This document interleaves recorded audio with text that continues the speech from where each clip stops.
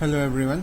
Here we are going to discuss the next portion, that is equations of motion for an object moving with constant acceleration. That is the most important part that you need to understand, that whenever a body moves with a constant acceleration, that is its velocity increases or decreases by equal amount in equal interval of time, then such a constant acceleration, it can be constant deceleration also, that is both positive as well as negative, but it has to be constant.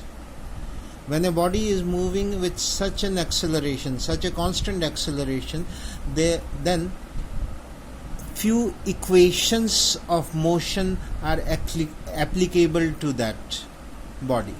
So this you have already studied in class 9th, but here we will study them again with a different view, and we will do an extra bit also. So the equations of motion for an uniformly accelerated motion, the first equation, v is equal to u plus at, it is also known as velocity time relation, because you see here in the topic it is already mentioned constant acceleration. So the acceleration is constant. Here velocity, final and initial, and time is there, so it is velocity time relation. The second is x is equal to x naught plus ut plus half at square, where x minus x naught represents the displacement, so it is represented by s. So s equal to ut plus half at square is the equation. It is displacement time relation. Next, third one, v square is equal to u square plus 2a. X minus x naught represents the displacement, which can be given by s, so we can write here v square minus u square plus 2 v square is equal to u square plus 2as.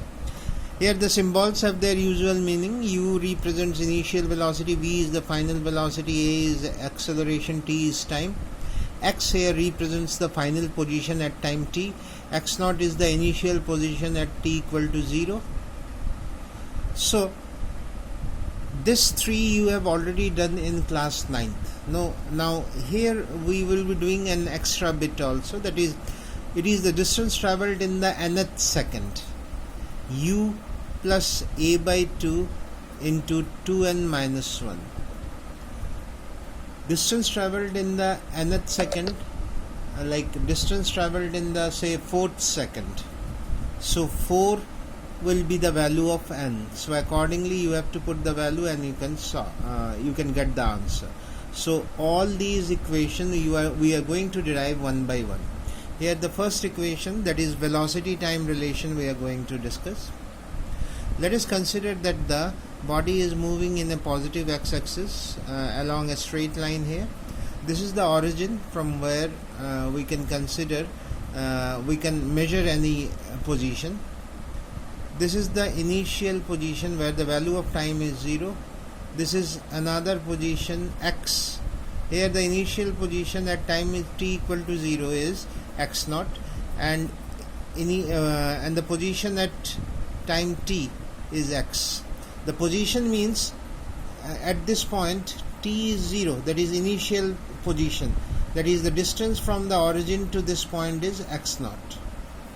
Here the position is x, it means it is the distance from origin to this point, that is at time t the position of the body is x, that is distance from the origin is x. At time t equal to 0, that is initial time, when it is starting, the position of the body is x naught, it means it is at a distance x naught from the origin.